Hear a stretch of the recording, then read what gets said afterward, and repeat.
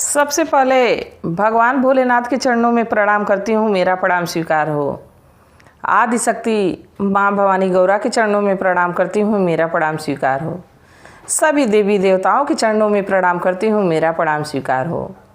आप सभी गुरु भाई गुरु बहनों के चरणों में प्रणाम करती हूँ, मेरा प्रणाम स्वीकार हो। गुरु भाई गुरु बहनों, पानी में डूबोगे तो मृत्यु निश्चित है, पानी में डूबोगे तो मृत्यु निश्चित है, और भक्ति में डूबोगे तो मुक्ति निश्चित है।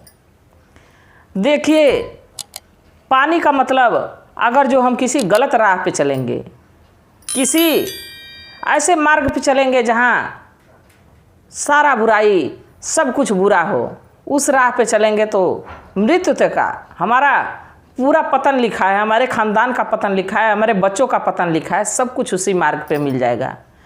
और भक्ति वाला मार्ग, भक्ति के राह पे चलने पे हमारी मुक्ति हो जाएगी।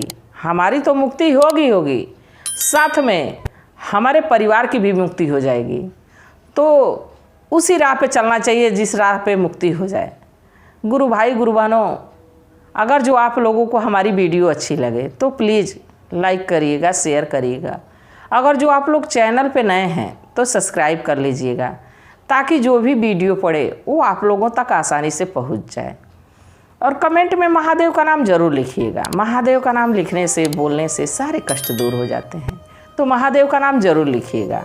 और प्लीज़ आप लोग लाइक शेयर करेंगे तभी तो ये महादेव की चर्चा, ये महादेव की कथा और लोगों तक पहुँचेगी, और लोग जानेंगे महिमा के बारे में, भगवान की महिमा क्या है। तो आप और हम मिलके जन जन लोगों तक पहुंचा देंगे। तो इसलिए लाइक शेयर ज़रूर किया करिए।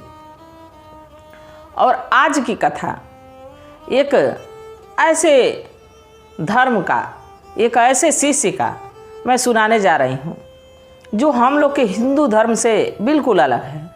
देखिए, इस धरती पे जब व्यक्ति पैदा होता है तो सभी लोग हिंदू होते हैं। यहाँ आने के बाद कोई मुस्लिम बन जा रहा है, कोई सिख बन जा रहा है, कोई ईसाई बन जा रहा है, सबका अलग अलग धर्म हो जा रहा है। बाकी आता तो एक ही मार्ग से है और जाता भी एक ही मार्ग पे है। किसी को रथ नहीं लेने के लिए आता है, किसी को भगवान स्वयं नहीं लेने के लिए आते हैं। वो तो जो जैसा कर्म करता है वो वहाँ जाता है। नरक लिखा है कि स्वर्ग लिखा है, ये ना हम जानते हैं ना आप जानते हैं। सिर्फ भगवान के बताए मार्गों पे चल के ही बड़े बड़े सिद्ध पुरुष, महापुरुष सभी लोग, ये कहा जाता है ना कि वो सिद्ध पुरुष थे, समाधि ले लिए। अरे, उनके प्राण छूटते समय भगवान का नाम ले रहे थे। तो देखिए गुरु भाई गुरु बहनों, अगर जो रास्ता की बात है, रास्ता अगर जो हमारा सही है तो हमको मुक्ति ही मिलेगी। तो ऐसे ही धर्म की बात है। धर्म तो यहीं पे आके बदल जा रहे हैं, कोई किसी धर्म में है, कोई किसी धर्म में है। बाकी उसी धर्मों में भगवान को मानने वाले भी अनगिनत लोग हैं। देखिए, ये कथा यहीं हमारे मऊ जिला से सटे आजमगढ़ की कथा है। और एक गुरु बहिना थी, वो मुस्लिम थी। और गुरु बहिना कैसे बनी, कथा को अंत तक देखिएगा, कथा बहुत ही अच्छी है।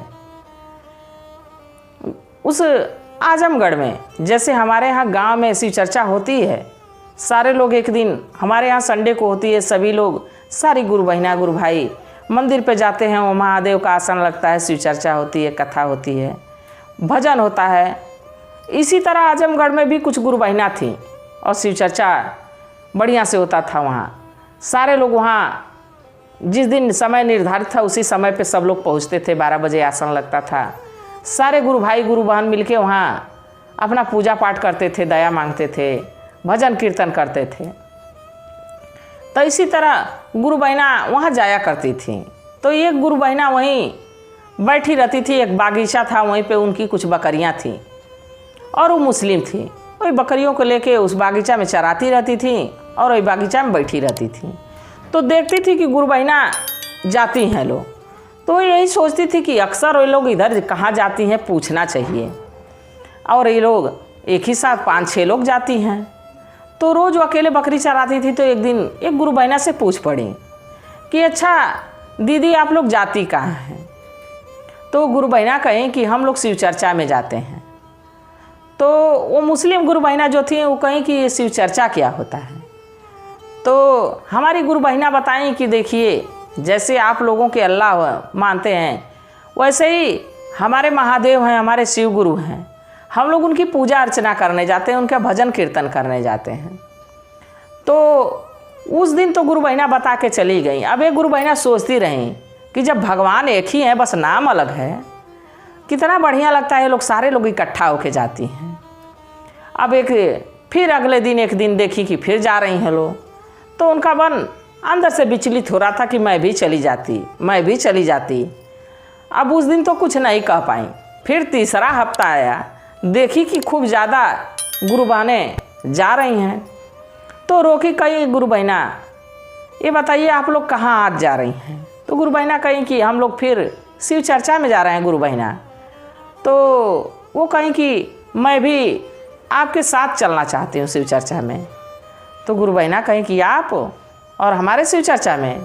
तो कहीं कि हाँ, जब भगवान एक ही हैं, बस नाम ही अलग है, तो क्यों हम नहीं जा सकते हैं? तो कुछ गुरु बहना पढ़ी लिखी थी, कहीं बिल्कुल सही कह रही हैं, आप चलिए, आपका स्वागत है वहाँ।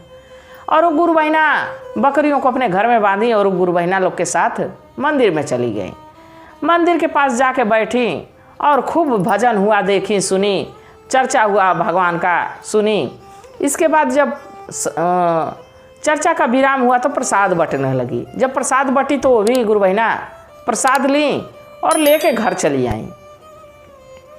उनको घर आके बड़ा शांति मिली, कहीं कि कितना बढ़िया भजन हो रहा था, कितना बढ़िया वहाँ चर्चा हो रहा था। अब तो मैं हर बार जाऊँगी, अब जब भी गुरु बहना जाएंगी लोग, अब हम भी जाऊँगी। अब धीरे धीरे वो भी हर हफ्ते में अपना उस मंदिर पे जाने लगी। जाते जाते कुछ महीने बीत गए तो सोची कि एक दिन अपने घर क्यों ना हम भी महादेव का शिव चर्चा करा लें। तो मंदिर पे कहें कि गुरु बहना हम भी चाहते हैं कि हमारे घर आसन लगे भगवान का, हमारे घर शिव चर्चा हो। तो सारी गुरु बहना बड़ा प्रसन्न हुई, गुरु भाई भी बड़ा प्रसन्न हुए, कहे कि क्यों नहीं, आपके घर जरूर शिव चर्चा होगी और सभी लोग हम लोग आपके घर आएंगे। एक समय एक दिन दिया गया कि इस दिन आपके घर होगा। अब उसी समय के हिसाब से अपने घर पूरा तैयारी की, भगवान का आसन लगा और बढ़ चढ़ के गुरु भाई गुरु बहन सभी लोग आए, कोई छूटा नहीं, इसलिए कि वो दूसरे धर्म से थी। हो सके कोई रोका टोकी करे, हो सके गुरु बहना पे कोई परेशानी आए, इसलिए सभी लोग उनका उत्साह बढ़ाने के लिए सब लोग उनके घर आए। अब गुरु बहना जान नहीं रही थी कि इतना भीड़ होगा, प्रसाद थोड़ा ही मंगाई थी, इसलिए कि वो जान रही थी कि हम मुस्लिम हैं और हम ये हिंदुओं वाला पूजा कर रहे हैं, तो हो सके हमारे घर ज़्यादा लोग ना आए। उनको भीड़ की बात पता नहीं थी कि इतनी भीड़ हो जाएगी। प्रसाद थोड़ा मंगाई थी, आसन लग गया, भगवान का खूब बढ़िया भजन कीर्तन खूब बढ़िया से हुआ, पूजा अर्चना खूब बढ़िया हुआ। इसके बाद जब शिव चर्चा का विराम हुआ तो प्रसाद बंटने लगी।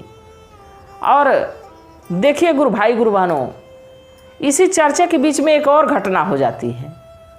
जैसे ही ये चर्चा चरम सीमा पे रहती है, सारे लोग मगन रहते हैं भजन कीर्तन में, उसी समय अब ये चूँकि मुस्लिम थी गुरु बहना, तो उसी समय कुछ उनके जाति के मुस्लिम बिरादरी के लड़के देख रहे थे कि उनके यहाँ ये हिंदुओं वाली पूजा हो रही है, तो हिंदू भगवान का पूजा हो रहा है, फोटो लगा है।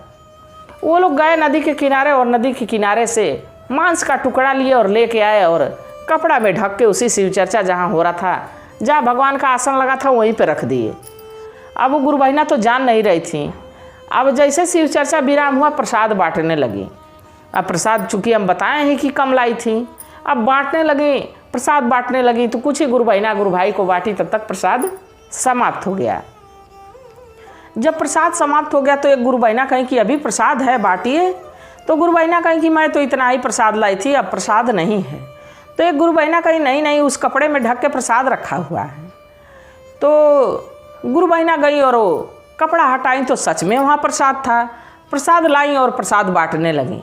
तो जो मुस्लिम के लड़के ला के मांस का टुकड़ा रखे थे, वो लोग दौड़े दौड़े आए और गुरु बहना से माफ़ी मांगने लगे कि हमको माफ़ कर दीजिए, हम आप लोगों की पूजा को भंग करना चाहते थे, क्योंकि ये हमारी बिरादरी के घर हो रहा है, हम इस पूजा को भंग करना चाहते थे, इसलिए हम मांस का टुकड़ा ला के रखे थे, और वो तो भगवान की कृपा से प्रसाद रूप में हो गया है। तो जो भी वो कार्य किया था मांस रखने वाला, उसको बड़ा पछतावा हुआ। सभी गुरु भाई गुरु बहनों से क्षमा मांगने लगे। तो गुरु भाई गुरु बहन का है कि ऐसा है कि क्षमा हम लोग कौन होते हैं देने वाले, हम लोग क्षमा नहीं कर सकते। आपको क्षमा मांगनी है तो महादेव से मांगिए, वही आपको माफ़ करेंगे। अब वही फोटो के पास वो गुरु भाई जितने वो लड़के थे मुस्लिम के, वो अपना सिर पटक पटक के और अपने किए पे पछतावा करने लगे और माफ़ी मांगने लगे, क्योंकि चर्चा में बताया गया था कि भले नाम अलग है, भगवान तो एक ही हैं। तो अगर जो कोई धर्मात्मा अच्छा कार्य कर रहा है, पुण्य का कार्य कर रहा है, तो उसमें छेड़छाड़ नहीं करनी चाहिए, उसको क्षति नहीं पहुंचानी चाहिए, उसको नुकसान नहीं पहुंचाना चाहिए। बाकी कुछ ऐसे लोग भी होते हैं जो चाहते हैं कि हिंदुओं को, हिंदू धर्म पे हमेशा कुछ ना कुछ उंगली उठाते रहते हैं, सोचते हैं कि कब इनकी पूजा तपस्या भंग हो जाए। और ये तो ऐसी नगरी है, ये तो ऐसा देश है जहाँ तरह तरह के लोग रहते हैं, तरह तरह की वेशभूषा है, तरह तरह के सबकी भाषाएं हैं, और सभी धर्मों को मानने वाला एक ऐसा देश भारत देश है। तो गुरु भाई गुरु बहनों, कथा कैसी थी ज़रूर बताइएगा, और एक कथा नहीं, ये सच्ची घटना थी। आप लोग कमेंट करके ज़रूर बताइएगा। और मैं भी महादेव से प्रार्थना करती हूँ कि हे भोलेनाथ, हे शिव गुरु, जो भी भक्त आपसे जुड़े, जो भी अपने श्रद्धा से, अपनी निष्ठा से आपको अपना गुरु बनाए, उस पर अपनी दया दृष्टि बनाए रखिएगा, इसी कामना के साथ। हर हर महादेव।